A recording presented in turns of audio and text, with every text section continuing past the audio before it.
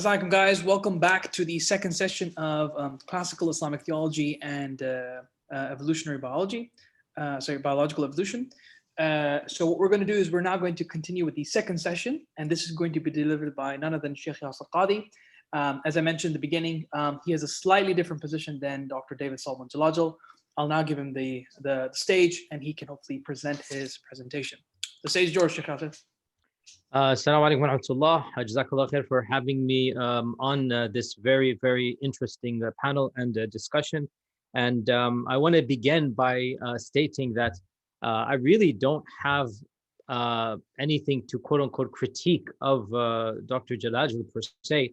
I am fully sympathetic in all that he has said, and I find it to be an alternative position that is acceptable. I'm not a critic at all of the position that Dr. Jalajel is positing. In fact, I find it to be plausible. It's just a matter of personal preference. And also I want to point out one of the most important things when it comes to this topic of evolution versus Islamic texts. We need to make this disclaimer. I need to make this disclaimer over and over again. And that is, I speak for myself here, that I am not speaking as a biologist whatsoever.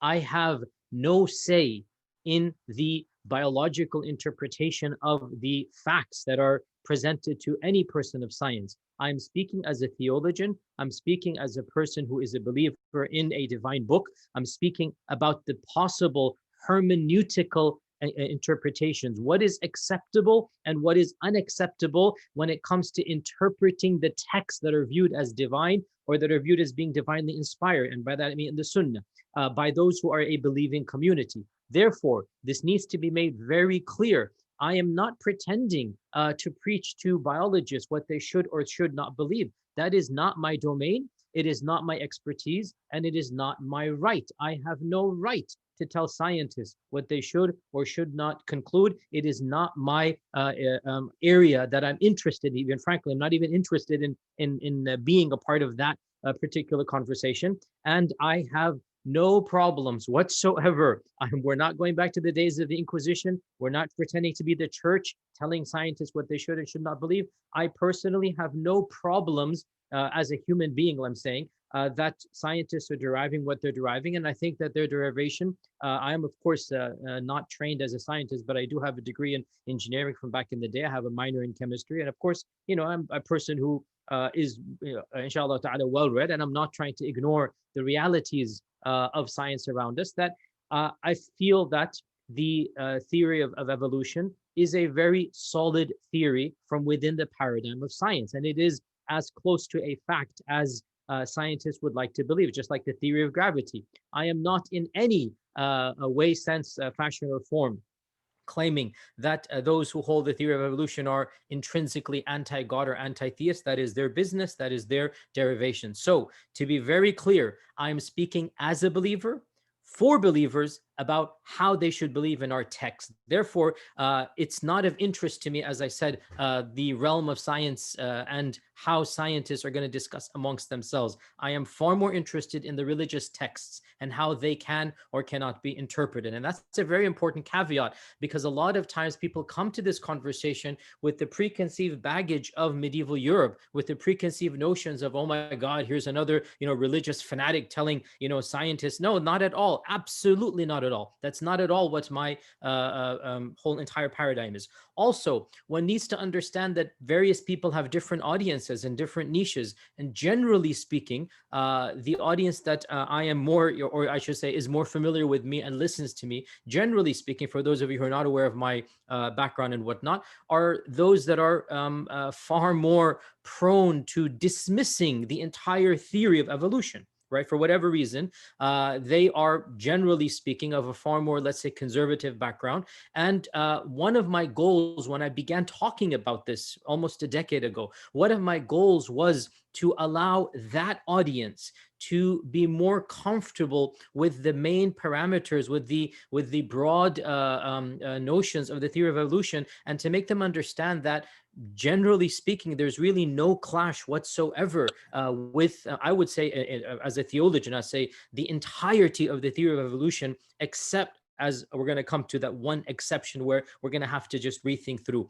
All that I'm saying, therefore, everything that I say about the theory of evolution and about what may or may not be believed, I'm speaking as a theologian in light of our text. I'm not speaking as a biologist. So when I gave my lectures, there are a number of lectures online about this issue. A number of people derived that I'm being prescriptive.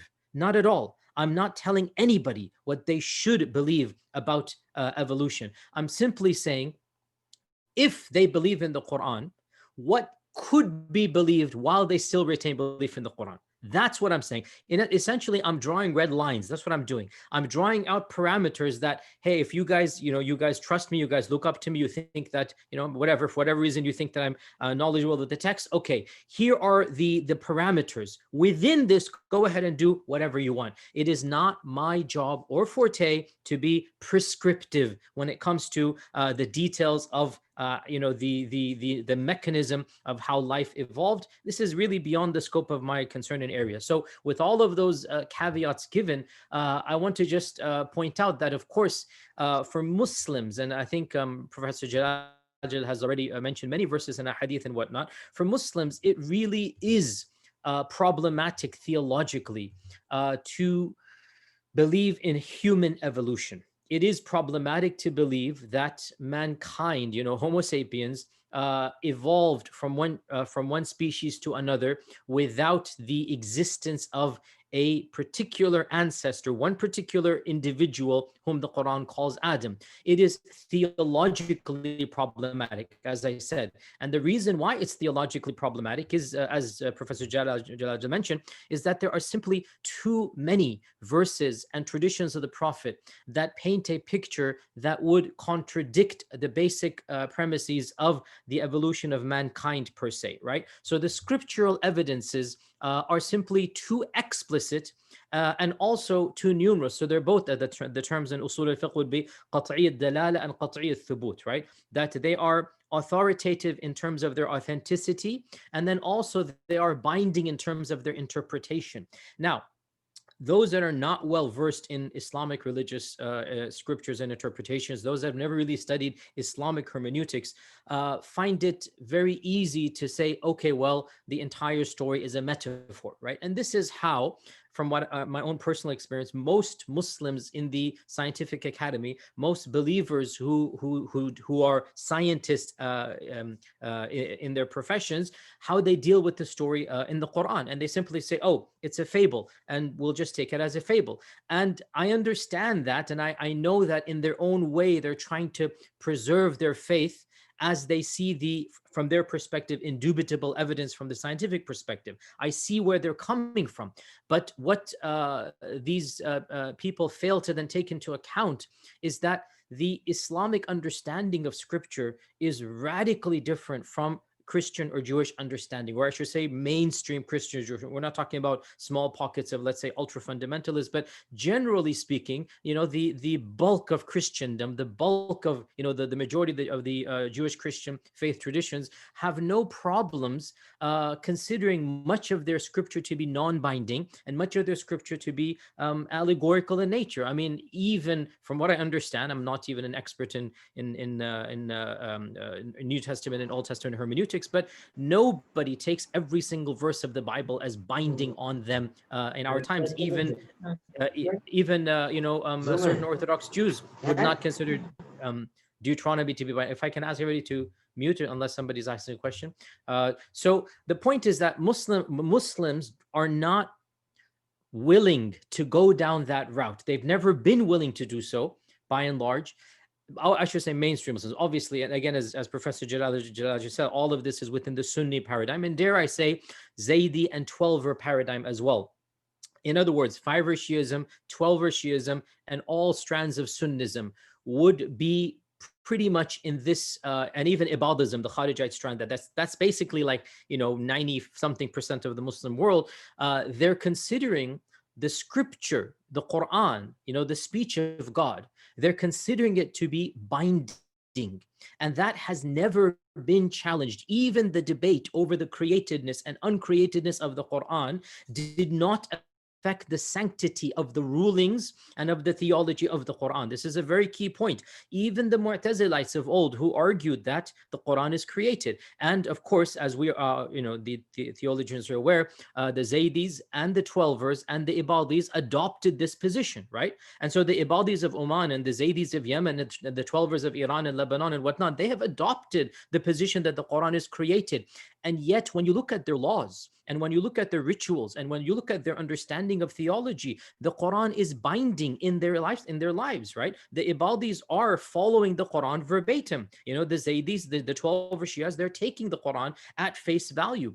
Mainstream, Muslim, not even Sunnism, the mainstream bulk of the Muslim world has not gone down this route for one very simple reason. And that is because, as Ghazali and Ibn Taymiyyah and all strands of Sunnism point out, is that when you open this door, you open up a Pandora's box that cannot be shut, right? And of course, from the mainstream Muslim perspective, that is one of their criticisms of the Jewish and Christian scriptures. You understand this notion of picking and choosing, this notion of taking bits and pieces and rejecting bits and pieces. Because once, from the mainstream Muslim perspective, once man becomes in charge of the scripture of God, then God is not in charge anymore, right? That's the perspective that mainstream Muslims have about the Quran, that once man comes in charge of picking and choosing what is binding and what isn't binding, then in that case, God has been removed from the picture, and therefore now man is in charge, and therefore who is to say whose interpretation would be the most correct or the most binding? And it is because of this that the bulk of the Muslim world has refused to go down the notion of symbolism being a main motif of the Quran. We should all be aware, of course, that when Avicenna ibn Sina, proposed this, well, he wasn't the first to do so. Al-Farabi and others before him, So Farabi, Ibn Sina, Al-Kindi, of course, others, the Falasifa or the Islamic philosophers, of course, taking from Aristotle, taking from Platonic forms and all that. Of course, they did have this notion that the Quran is a metaphorical language.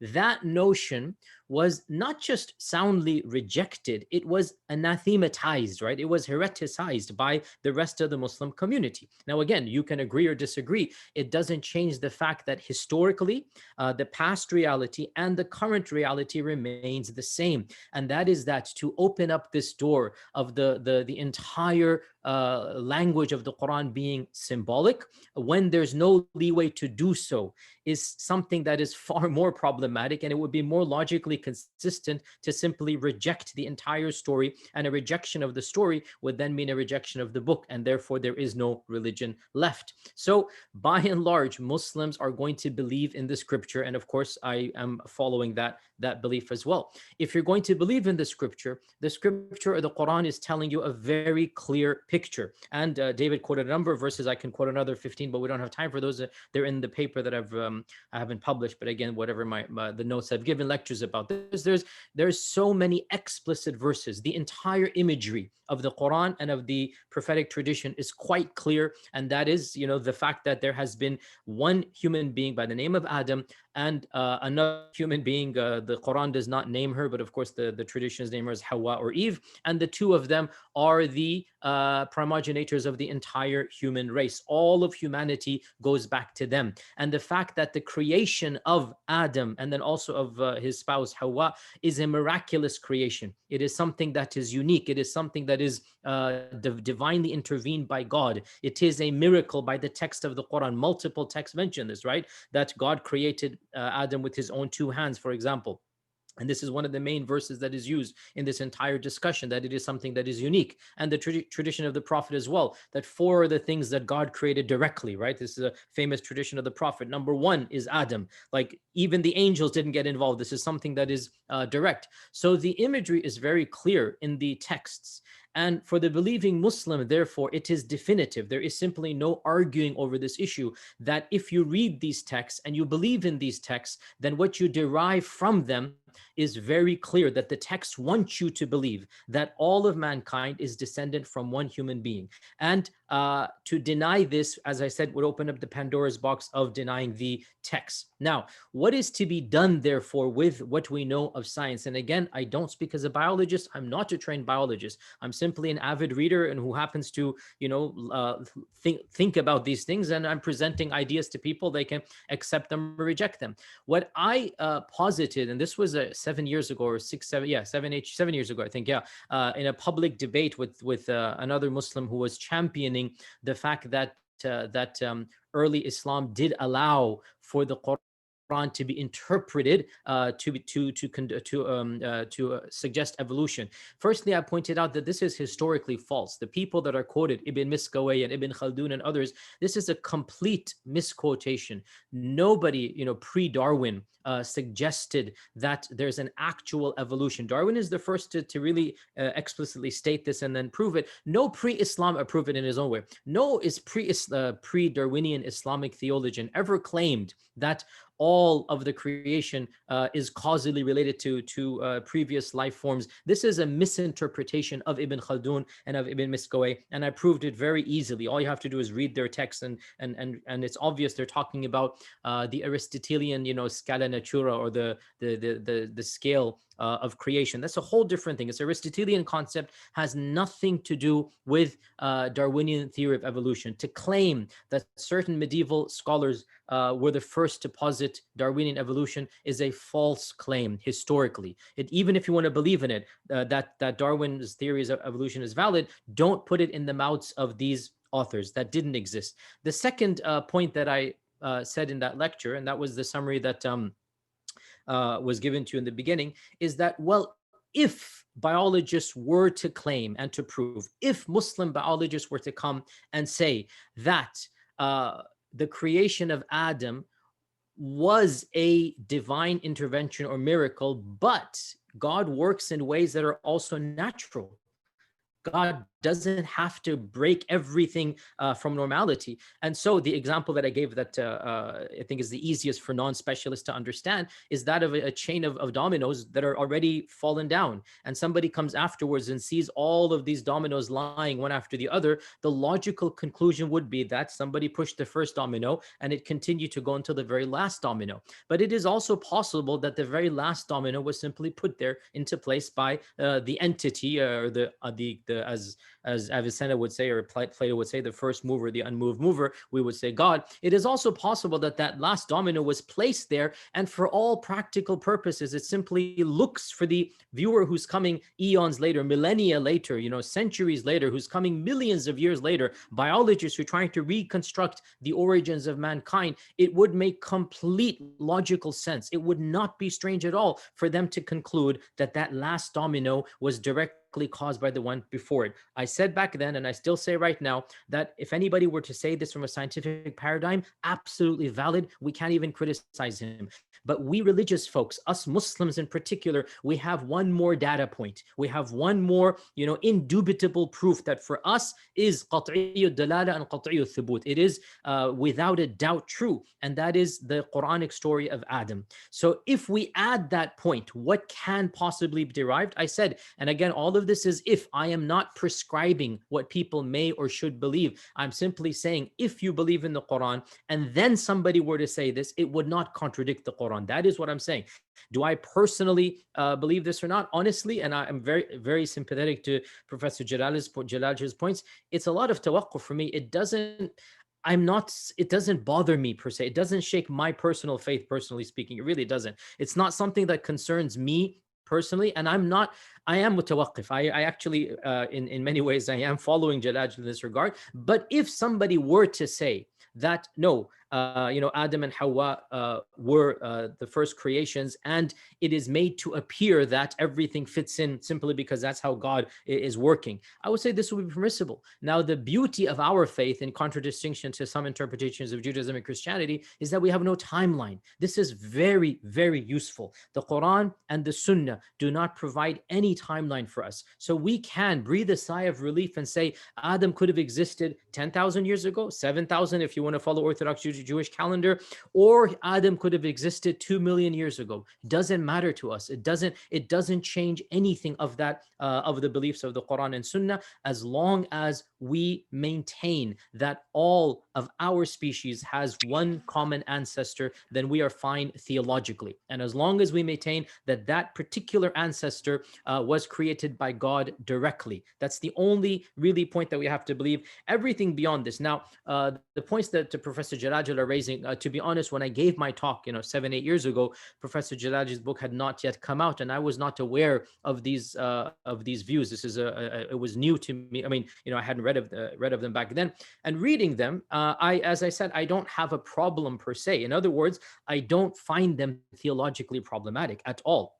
The positions that Professor Jalajel is advocating are positions that can be accommodated, by the scripture. And therefore, I know Shoaib wants to posit us as two alternative viewpoints.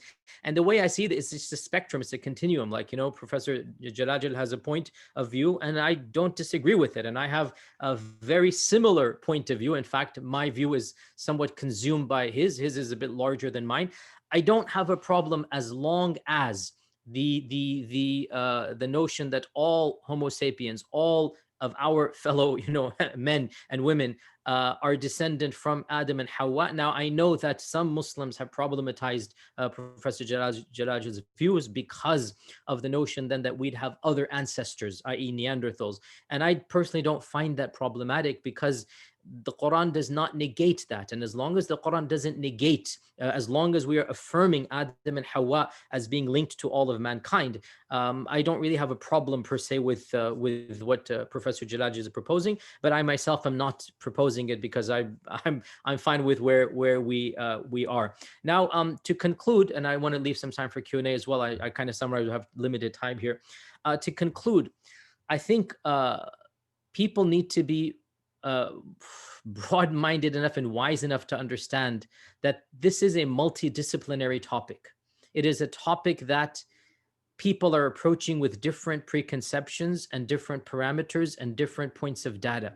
When we speak with people of no faith who are involved in biology, I wouldn't be interested in having a conversation. That's not a conversation I'm really interested in having. That's their prerogative, and I have no problems with that. When we speak with Muslims who have no understanding of science, we have to change the conversation altogether. And frankly, that was my main focus for the last 10 years. Too many Muslims are rejecting any notion of evolution, and I find that problematic. I really do. The way that they dismiss all types of data, all types of scientific facts, most of them have very little knowledge of biology in the first place.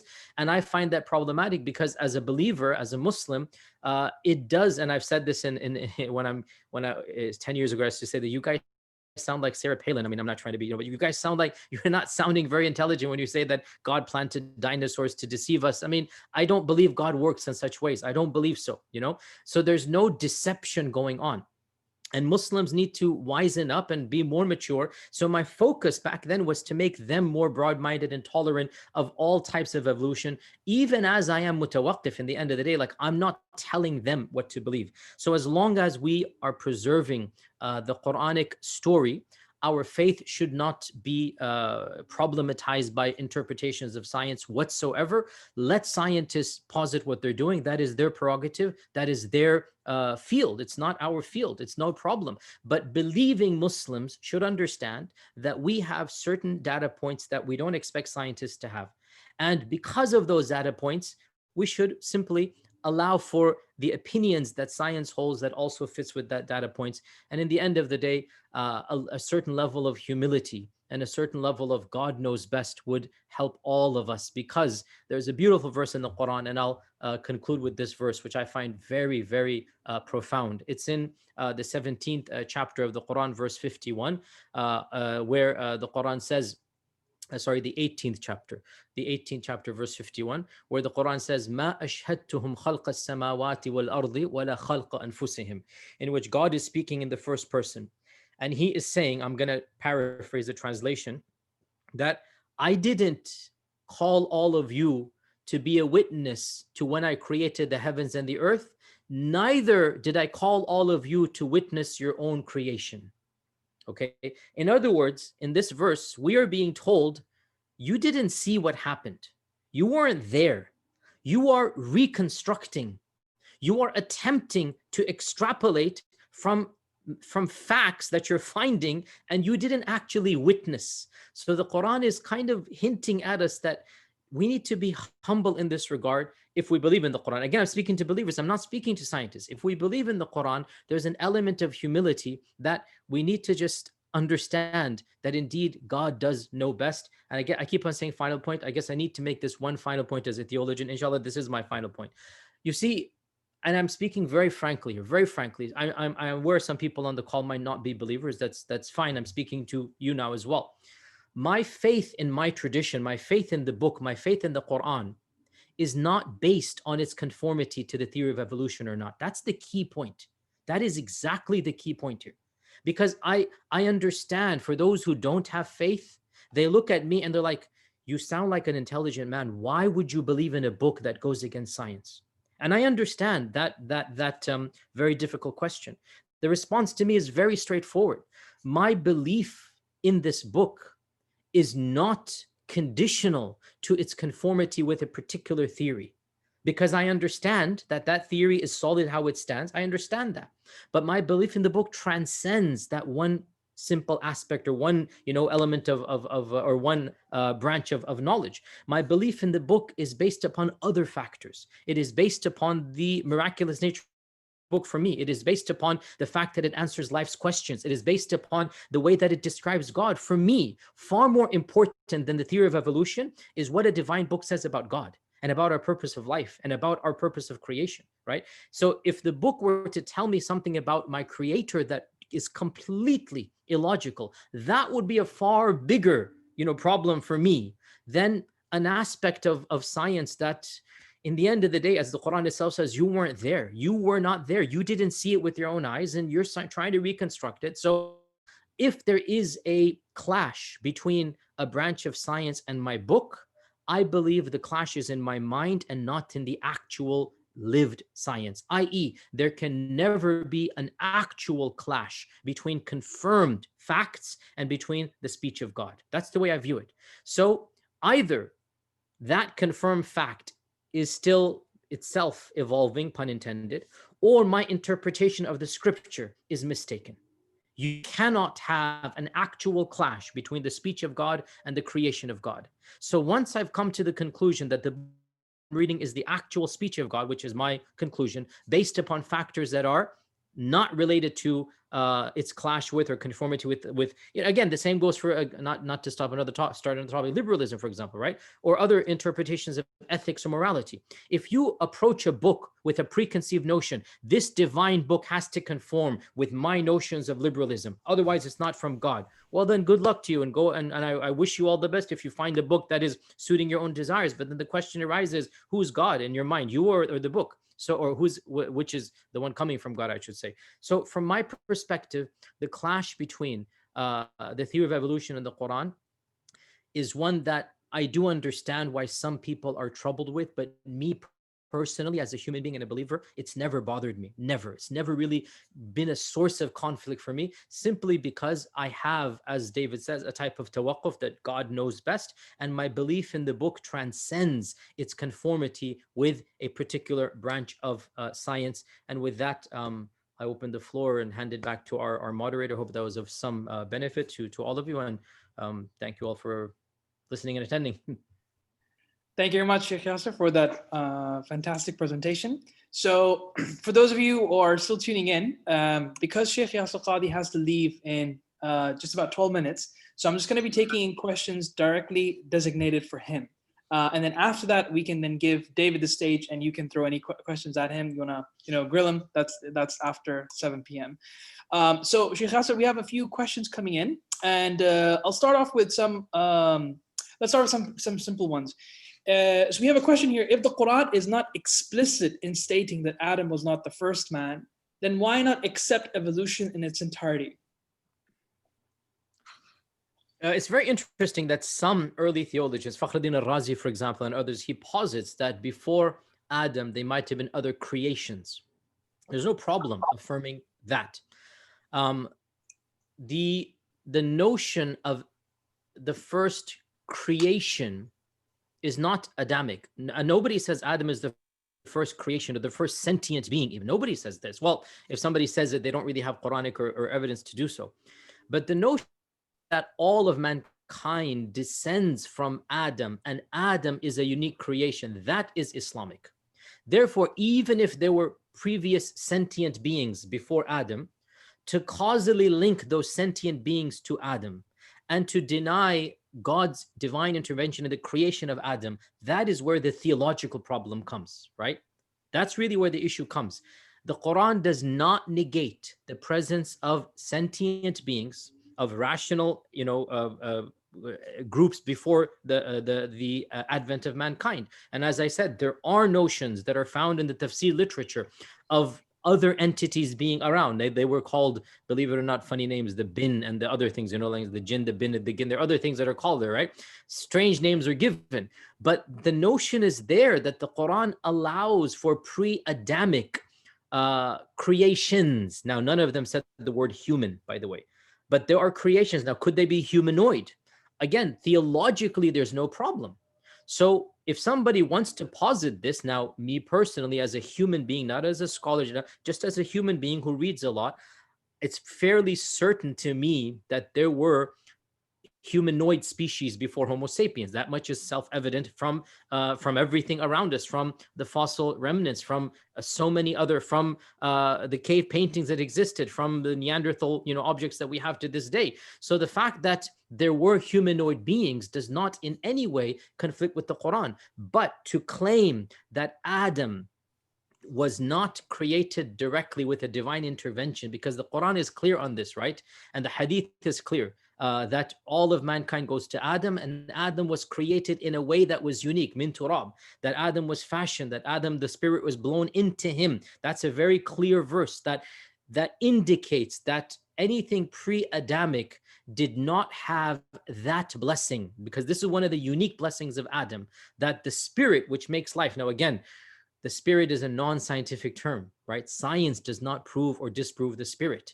Science does not talk about the spirit. And to me, again, that is an indication of the fact that science has a domain that is never, ever going to fulfill the metaphysical needs of man. Science doesn't even understand, or neither is it even interested in the notion of spirit and the spirituality of mankind. So to answer your question, the problem is not in affirming pre-Adamic species. The problem is in denying the miraculous creation of Adam, and in claiming that God did not, وَلَقَدْ كَرَّمْنَا بَنِي Adam, right? That God has honored Adam and the children of Adam. There is a karama given to us that other species do not have, because we do not believe we are equal to all other species. I mean, you can call us speciesist if you like, right? The woke people can come and complain. We are not the equivalents of animals. That's the Islamic perspective. That gives us the right to consider humanity to be morally superior than every other creation out there. That, by the way, allows us to eat meat, for example, right? We are not equal to all other species. Why? Because there's a blessing, there's a karama given, right? That Allah istafa, Allah has chosen us, Allah has preferred us. We do believe this, at least over the creation, in this universe that we find ourselves in. Angels is a different story altogether. And I hope that answers your questions or confuses you more. I don't know. It's just attempting to answer you. So, Sheikh Yasir, just to kind of probe that further, so could we not understand the uniqueness given to Adam as just like a function of the soul? So, there are these ensoulment narratives where the body of Adam could have been, produced, and the uniqueness was the soul just dropped in. Just like, we believe that babies have souls dropped in the 3rd month. Is that not possible? Is that not viable? It is possible from a Quran-centric paradigm. It would not be possible from a Hadith-centric paradigm. If you're going to accept Hadith, which Sunnis do, then that would be problematic. The Quran itself would allow you to have that model. Because the Quran, any reference to Adam being created from dust does not have to be taken that he was immediately created from dust. There could be, like, a series of events taking place before them. That's the Quranic model. But if you're going to add hadith, and this is where now we get to Sunni centric versus non-Sunni centric, okay? Because again, for Sunnis, hadith is an inspiration from God as well, okay? That's why they're called Sunnis. The very term Sunni means they're looking at the Sunnah as a source of theology and law, right? And so if you're going to bring in traditions of the Prophet, well, then there are numerous traditions to the level of almost tawatur, really, to the level of being indubitable for Sunnis, that the story of the Adamic creation, which fits the Quranic story very perfectly, would not allow for what you're positing. So it would be problematic, I would have to say. All right. Another related question is the idea of divine deception. So if we have the narrative that we have in the Quran, and yet we now have this theory of evolution, is it not a kind of deception of God to kind of show us another thing through our scientific angle, but then telling us another thing from our Quranic angle? Here is where I would recommend someone like me to not go into too much detail, because this deals with biology. I would rather our Muslim biologists who are better equipped to answer this question. For sure, as a theologian, for sure I can state the God of the Quran is not a deceptive God. That there is no question in our minds that Allah does not play tricks, that Allah does not do things in vain. This is very clear in the Quran, right? That Allah Azza wa Jal does not deceive. Allah is the most true of all who speak the truth. وَمَنْ أَصْدَقُ مِنَ اللَّهِ قِيلًا وَمَنْ أَصْدَقُ مِنَ اللَّهِ حَدِيثًا. In fact, it is because of those verses that it is problematic to take the Adamic narrative as symbolic. The very fact that the Quran says no one speaks the truth more truthfully than Allah. The very fact that the Quran says that God does not do the slightest amount of injustice. The very fact that the Quran describes Allah as being the one who wants to guide anybody who is sincere. He's not going to misguide the sincere. So if you're sincerely looking for the truth, whatever that might be, whether it is the truth of biology or the truth of whatever, that Allah is not going to mislead you. Allah is not going to deceive you. That's the theological point. How do you square this with specific biological facts that seem to indicate evolution? I don't think I'm the best person to answer the details of that.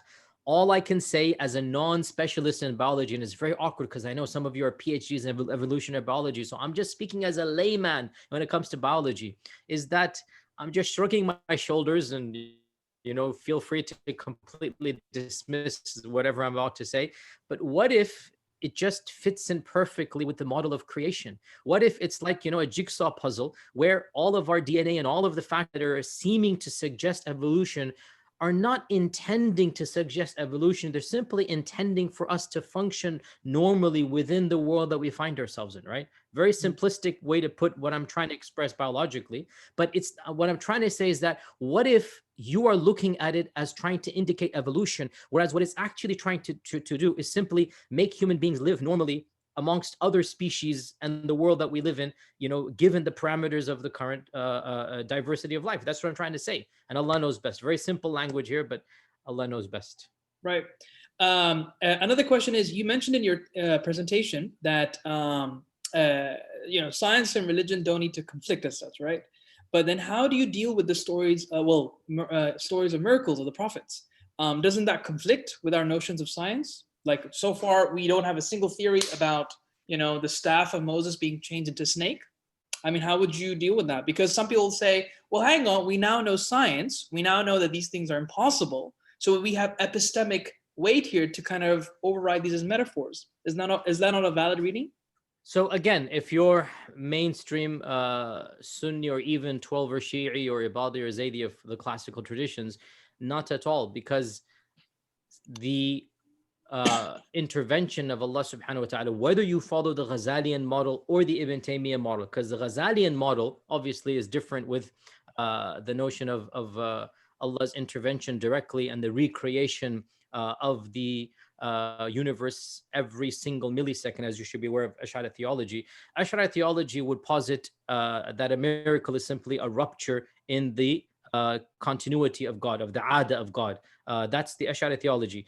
Salafi theology or Ibn Taymiyyah theology would simply say that this is a exception that Allah is capable of doing. And so Science is saying that fire must necessarily burn, for example.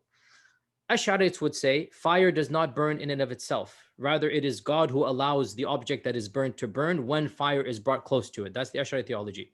And Ibn Taymiyyah says fire does burn, but the one who created the fire has the power to stop the fire from burning when he chooses to do so, right? So it's very simple. Whichever paradigm you follow, a miracle does not contradict the nature of science. For the Ash'arites, it's one methodology. I'm, of course, more sympathetic to Ibn Taymiyyah. And for me, of course, it's the story of Abraham being thrown into the fire is very clear in the Quran, that the fire should have burnt Abraham. And the Quran is very clear that Allah commands the fire that do not burn Abraham. And so the fire doesn't burn Abraham. That doesn't disprove that fire burns. It only proves that there is an entity that is able to intervene, and that is, of course, God. Now, of course, that's a point of belief. You can't really prove, but should I say, neither can you disprove the existence of God scientifically. Right. So, sorry guys, but I have to let Sheikh Yasir Qadhi go because he has other things to do after 7 p.m. He has other commitments. Sheikh Yasir, thank you so much for attending this presentation. Sorry, this conference. We really appreciated you giving us your time. Hopefully, we might have you again. But I'll let you carry on what you need to do for the day. Thank you very much. Jazakallah khair. Jazakallah khair. Assalamu alaikum wa rahmatullah. Thank you. Assalamu alaikum. David, if you can come online so that hopefully we can now fire questions your way, put you on the hot seat. Let me get him online. So 1 second, guys. Where is he? Yes, you have to give me my video back. It says I can't do it. I have to give you your video back? You cannot. Oh, there you go. No. Okay. You have to. There you go. So you should be able to. Now I can do it. Now I can do it. Yeah. All right, brilliant. So, guys, now that we, so Sheikh Yasir Qadhi had to leave because of, like I said, commitments. So now what I'm going to do is I'm going to take in questions specifically for David. So you've heard both sides of the story, and you can see that both of them kind of intermingle with one another. Both are open to each other's perspectives. But I'm now going to kind of take in questions that are for David.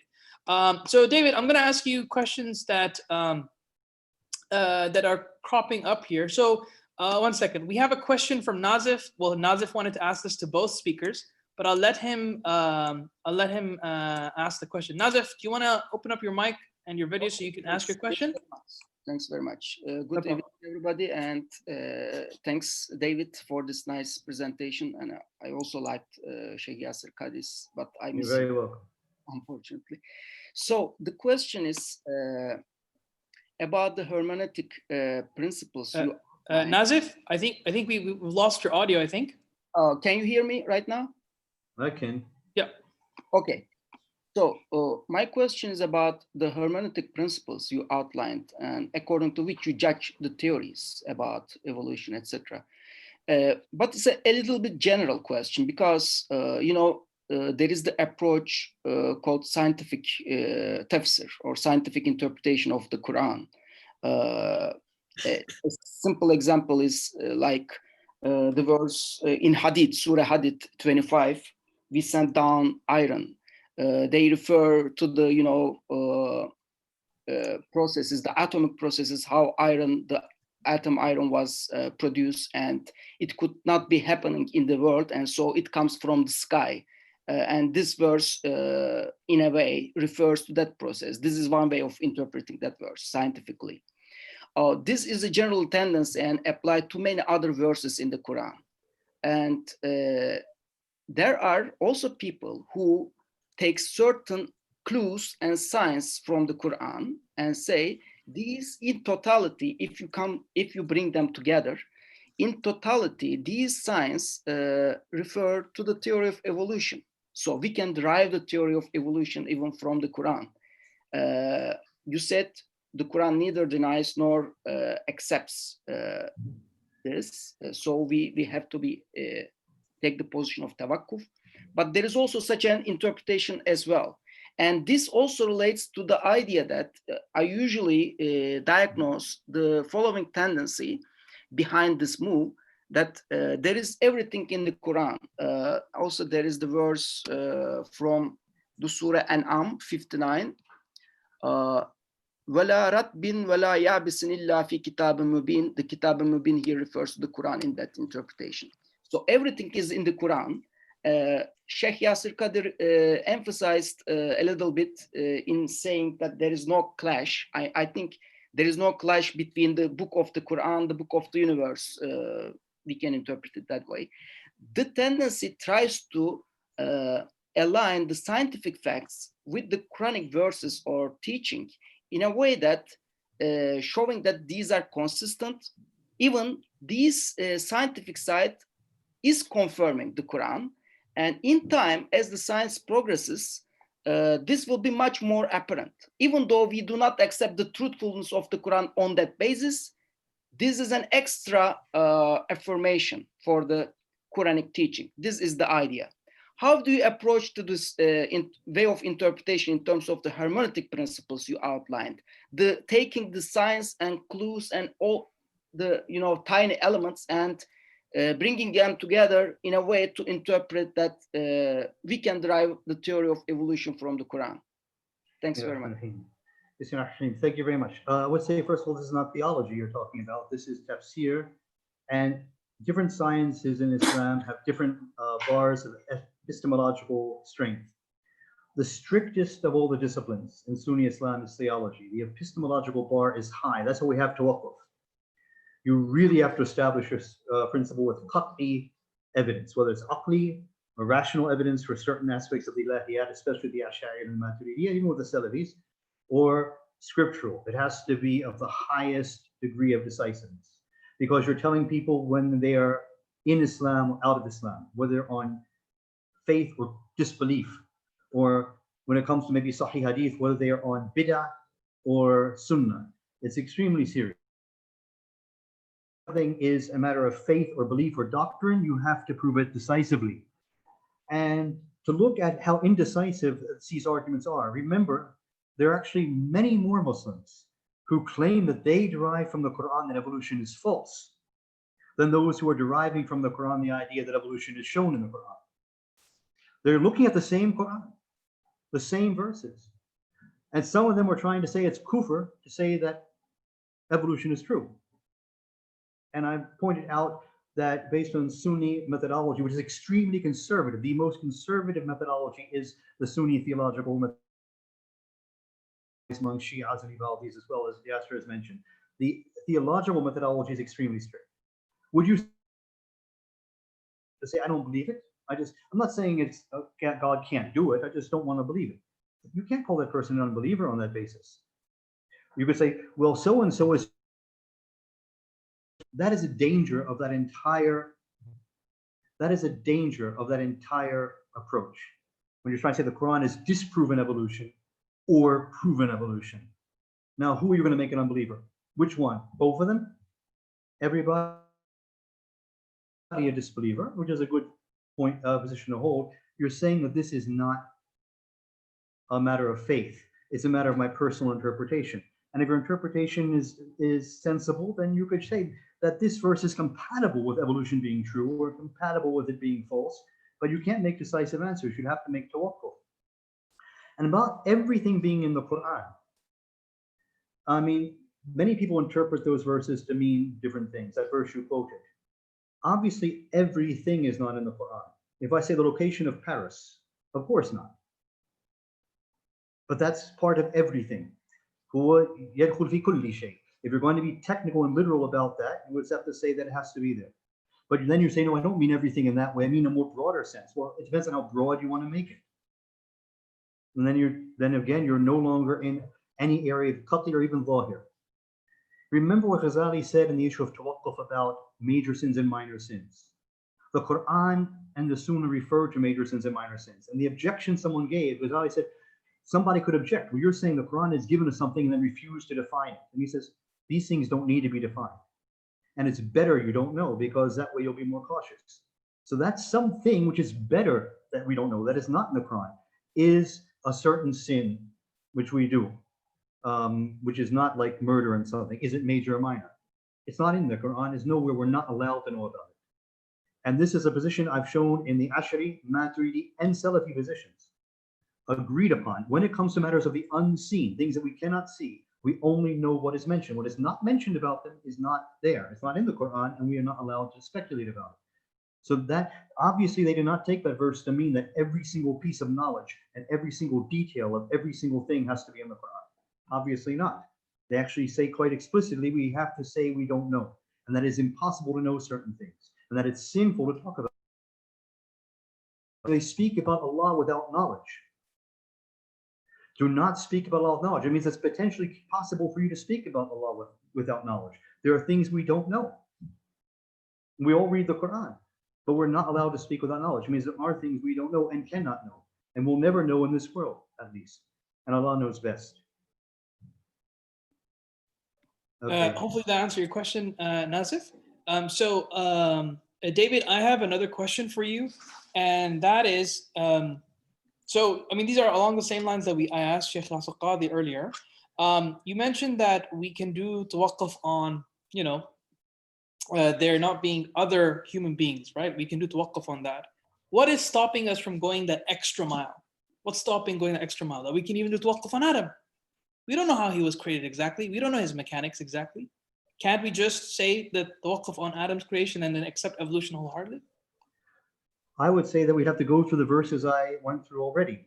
And I admit they are zahir, but it's an extremely strong zahir. Extremely strong apparent meaning that Adam and Eve didn't have parents.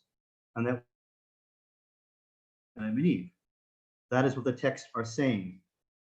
You may not be convinced by that. You may not be convinced that that's what the texts are saying, that I've overread the text, which is what I'm accusing other people of doing who deny evolution, that they're reading stuff into the text that isn't there. That's why I went through those verses point by point, section by section, what each verse is saying and what it is not saying.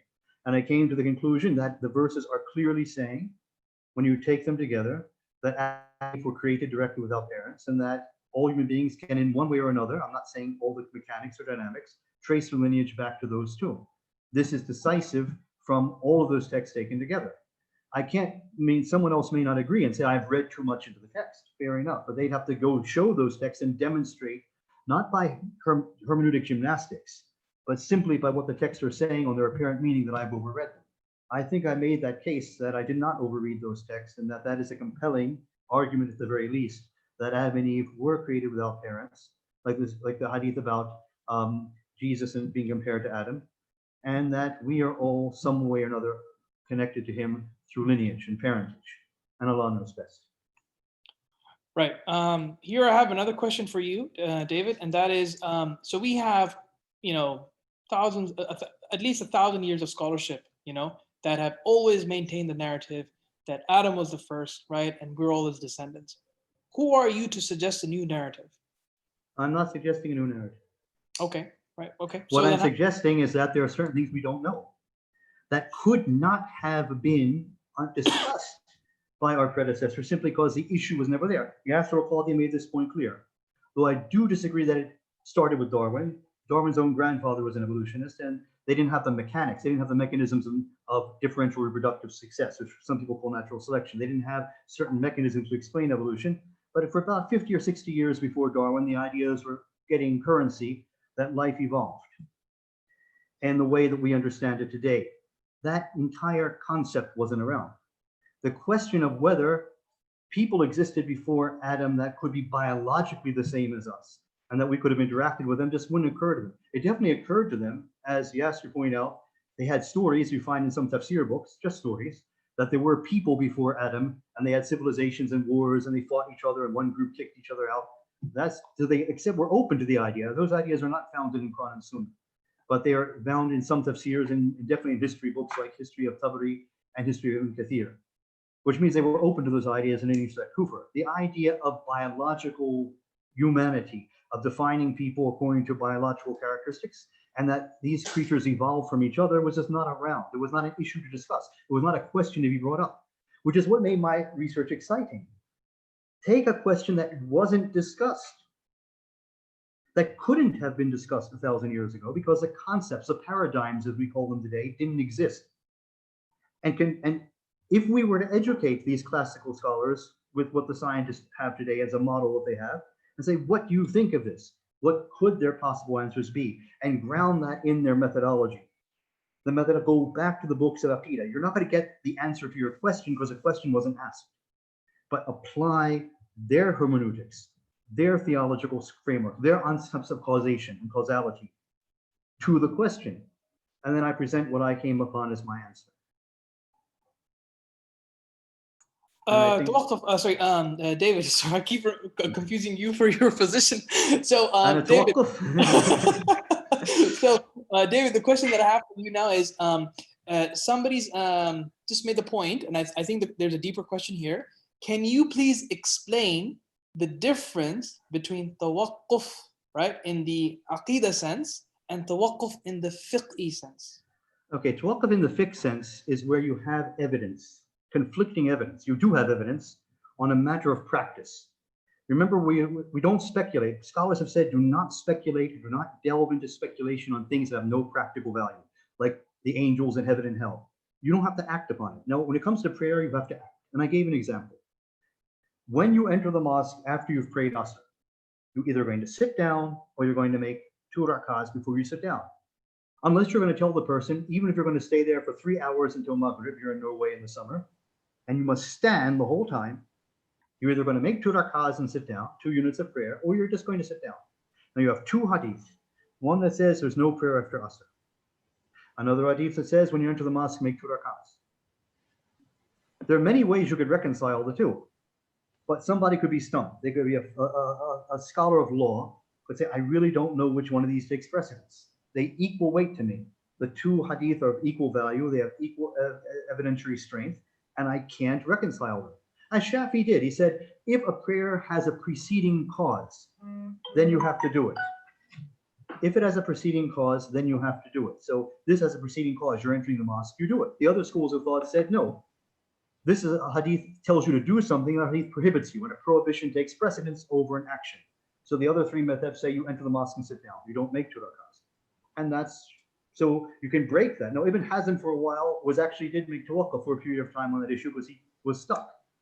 That tawaqquf is a tawaqquf where you have to make a legal ruling, a legal verdict. It's a legal verdict on something, and you have equal evidence for 2 verdicts. And so you have to withhold verdicts until further evidence comes. It's a temporary state. It's not an ideal state. Tawaqquf in Aqidah was specifically with the sam'iyat, specifically the unseen, is where you have an issue. The only source of knowledge you can have on the issue is scripture. There's no other way you can know about this thing on a religious level. Like whether the angel's wings have feathers. I gave as an example, an extreme example. And you need either to have a yes or no answer. Both are possible. Both are rationally possible. There's no conflict of logic here or anything. They could have feathers. They might not have feathers. If God gave them feathers, they would have them. Do you have evidence? No. So this is a theological stance saying that there is absolutely no way we as human beings can know this, because the only way we could know this is through scripture. There is no scriptural evidence that says anything about this. So it is impossible for us to have this knowledge. This is not a temporary situation. This is not an ideal situation. This is the ideal situation. You don't know it. You say, I don't know. And no, not only I don't know, you're not being humble, only I don't know. Maybe some, I don't know, and neither do you, and neither does anyone else. Because unless God revealed that to us, it is not within human knowledge. Very big difference. Tawaqquf in Aqidah is an absolute claim of lack of knowledge. Tawaqquf in fiqh is, and that's about not about a legal ruling, but a matter of faith, a matter of what we should believe. In fiqh, it's a withholding a legal verdict until evidence comes to tip the weight in favor of one verdict over another. It's a temporary, tentative position. I hope that clarifies the question. That tawaqquf in fiqh is the same as in hadith. We have 2 hadith, you don't know which one is sahih because of different things about the narrators. It's a temporary situation until further evidence clarifies it for you. It's a ruling you're giving, and you're withholding your ruling until you get better evidence. Now we have a few questions about certain verses. So I'm just gonna throw these your way. So somebody has asked the question, doesn't this specific verse, broadly speaking, suggest evolution? Let's look at what the verse says. I don't see the whole verse here. Okay, now I do, because you made my screen maximize. Yeah. I'll have to de-maximize it.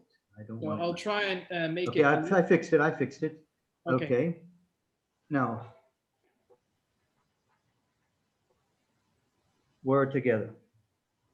And then they were split apart, and we created from water every living thing. I would have trouble on a theological level seeing evolution in this.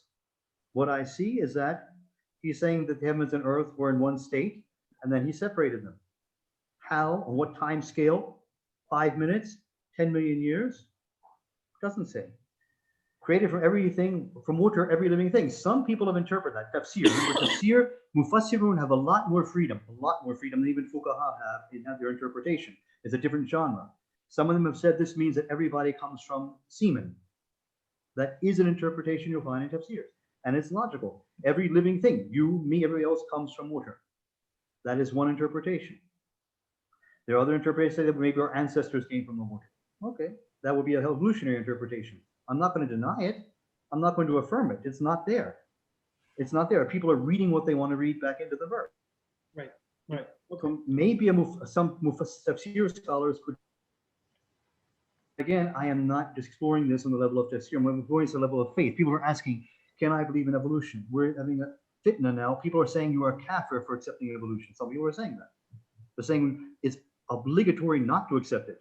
There are even some people saying it's obligatory to accept it. Some are very modernists.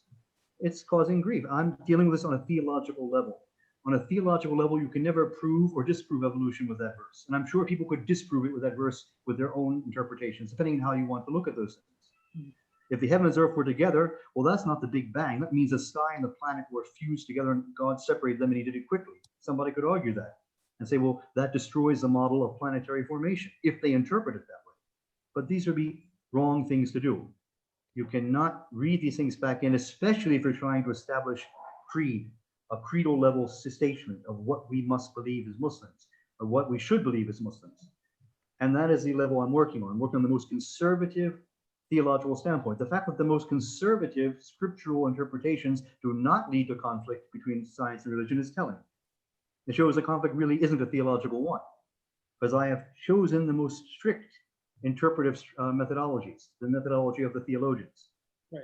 And you can't get that out of that verse on that methodology, at least. Right. So hopefully that answered your question. I'm going to keep the name anonymous just to kind of keep people under the wraps. When it comes to another verse, there's a question here related to Jesus and Adam. How can you claim that that particular verse entails that Adam had no parents, right? Because we know that Jesus had a mother. So can't we cross that over to saying that Adam had a mother? If we want it to be, that's the difference between Zahir and literalism, or what's called harfiya. Islam doesn't have harfiya. It never did. There was never a movement in Islam that's a literalist movement. Everything is Zahir means you take things on its apparent meaning based on context. And this verse in the context of the story of Mary. There's actually a hadith which actually says that Christians came to the Prophet ﷺ from Najran. And they even know the name, they even mention the names of the individuals. And these Christians from Najran argued that the divinity of Jesus and the fact that he had no father. And this verse was revealed as a response for that. In that context, it's perfectly clear. But even without the hadith, because as you know, the strength of certain hadith would not be theologically binding, you have the context in the Quran. The argument here is that if you're going to claim that Jesus is somehow divine, or that he is God, that Jesus is God, because he had no father, so God has to be the father. At least Jesus is the son of God on a literal way, even if you're not saying he's God. Well, let's look at Adam.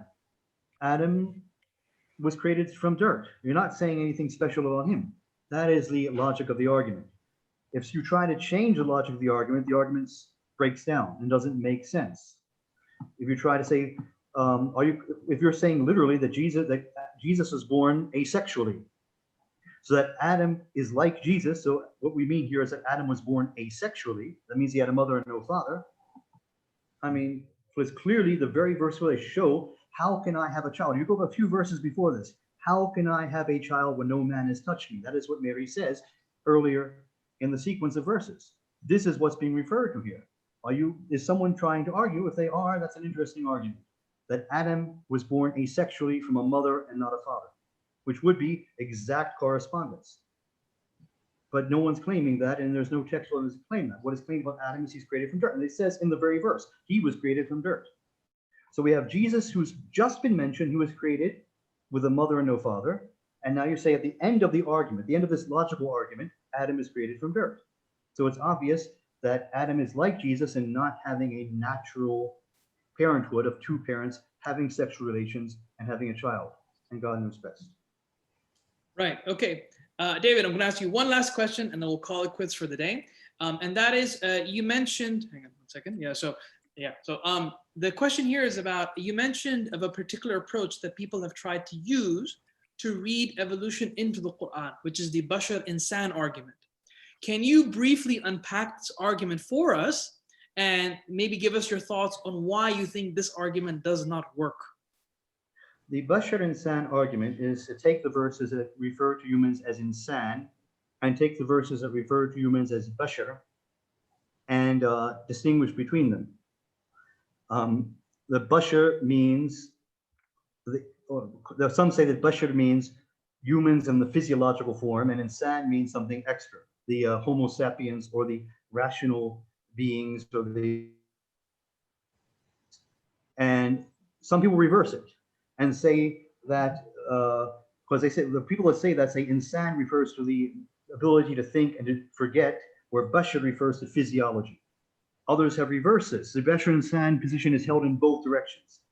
They say that insan refers to humans in the general sense of humanity, arms, legs, standing, walking upright, etc., where Bashar refers to the hairlessness, because it's Bashara. It means to refer to your skin and that doesn't have hair, and that hairless apes came after the hairy ones. And so the higher level is Bashar, and insan is the more general term.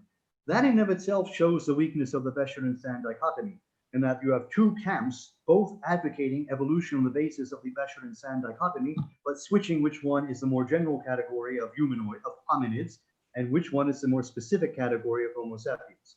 If you can't decide which one is which, it shows that you don't have a strong linguistic and textual basis for that.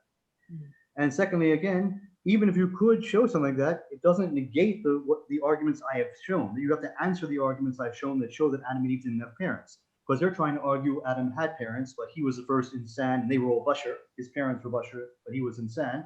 Or he was Bashar and they were just insan. And he's more than that. He's Bashar as well. It doesn't change the issue. The issue is whether he had parents or not. And the texts that indicate he didn't have parents is not resolved by that. Even if you do make that distinction, it doesn't resolve the issue. And again, the very fact that the people arguing this are arguing it in both directions shows that a lack of robustness in the interpretation. And Allah knows best. Right. I apologize, David, but we just have one last question that's come up. I have not a problem. I apologize. So, Ahmed Bulgin, do you want to take the mic and ask the question to David? Yeah. Thank you very much, David. And Tawakku seems very nice conclusion. So, but for me, it seems a little bit temporal solution. So, it postpones to solve the problem. Tawhid principle usually says that there is no deity in the universe. It means never see God's hand creating human being, some clues. And but on the other hand, the science, especially the genetical science, is developing some proofs regarding there is a common relations between human being and other creatures in terms of descent.